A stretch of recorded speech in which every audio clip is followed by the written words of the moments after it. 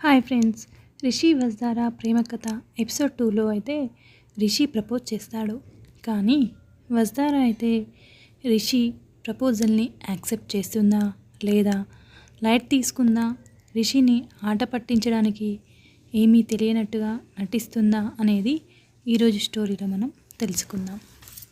ఇక స్టోరీలోకి వెళ్తే రిషి అంటాడు, please Vasu, try to understand me, not joking అని కావాలనే ఫోన్ కట్ చేస్తాడు. నేను ఫోన్ కట్ చేస్తే తను కనెక్ట్ అవుతుందో లేదో చూద్దామని అలా చేస్తాడు. తర్వాత రోజు మళ్ళీ కాల్ చేస్తుంది వసు. అంటుంది, మీరంటే కూడా నాకు ఇష్టమే సార్, కానీ ఇంట్లో వాళ్ళు ఏమంటారో అని భయం వేసింది సార్. వాళ్ళ ఇష్ట ప్రకారమే మన పెళ్ళి జరగాలి అని వసు రిషితో అంటుంది. ఇంకా రిషి అంటాడు, సారీ వసు, నేను చేసింది తప్పే, మీ వాళ్లకు తెలియకుండా పెళ్ళి చేసుకుంటా అనడం తప్పే అనిపించింది. ఒక అమ్మాయి మెచ్యూర్డ్గా ఆలోచించింది వసు వల్ల ఇంట్లో ఒప్పించి పెళ్ళి చేసుకుందామని చెప్పడంలో. ఇక రిషి అంటాడు, ఓకే, నీ ఇష్ట ప్రకారమే వాళ్ళను ఒప్పించి మనం వాళ్ళ అందరి సమక్షంలోనే పెళ్ళి చేసుకుందాము అని మాట ఇస్తాడు. మనం ఒకసారి కలుద్దామా అని వసుని అడుగుతాడు. ఇక వసు, ఓకే, ఎక్కడ, కాఫీ షాప్లో కలుద్దాం మరి అని వసు చెప్తుంది. రిషి మనసులో తెలియని సంతోషం ఎందుకో అర్థం కాలేదు, ఒక అడ్డంకి తొలగిపోయింది అనుకున్నాడు. వసుకి తన లైఫ్ మీద చాలా క్లారిటీ ఉంది, నాకేమో కన్ఫ్యూజన్ ఉంది, అదే తేడా మా మధ్య.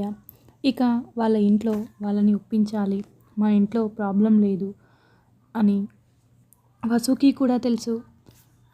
రిషి, అవును, నన్ను ఎందుకు ఒప్పుకున్నావు, నాలో నీకు నచ్చిన విషయం ఏంటి అని వసుని రిషి అడుగుతాడు. వసు అంటుంది, అదేం లేదు సార్, మొదటి నుండి మీరంటే గౌరవంతో కూడిన ప్రేమ, మీరు జెంటిల్మెన్ సార్, అంతే, ఇంకా చెప్పడానికి మాటలు సరిపోవు సార్ అని అంటుంది రిషి. వసు అయితే ప్రాక్టికల్గా ఆలోచిస్తుంది. తను పెళ్లి విషయం రిస్క్ తీసుకోవాలని లేదు. ఇక చివరగా కాఫీ షాప్ నుండి వెళ్ళేటప్పుడు వసుకి ఒక డైరీ మిల్క్ చాక్లెట్ని తనకు ఇస్తాడు. కానీ ఇచ్చే ముందు వసు తీసుకుంటుందో లేదో మళ్ళీ కన్ఫ్యూజన్లో. వసు థ్యాంక్ యూ సార్ అని చాక్లెట్ని తీసుకుని వెళ్తూ లవ్ యూ సార్ అని చెప్తుంది. ఇక రిషి అంటాడు, ఆకాశాన్ని తాకిన సంబరం నా మదిలో మెరిసింది. ఇక తర్వాత రోజు వసు మళ్ళీ కాల్ చేసింది.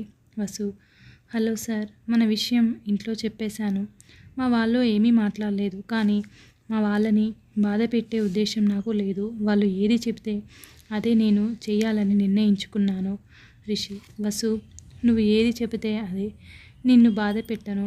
ఇక రిషి మనసులో వసు దక్కదేమో అని బాధగా ఉంది.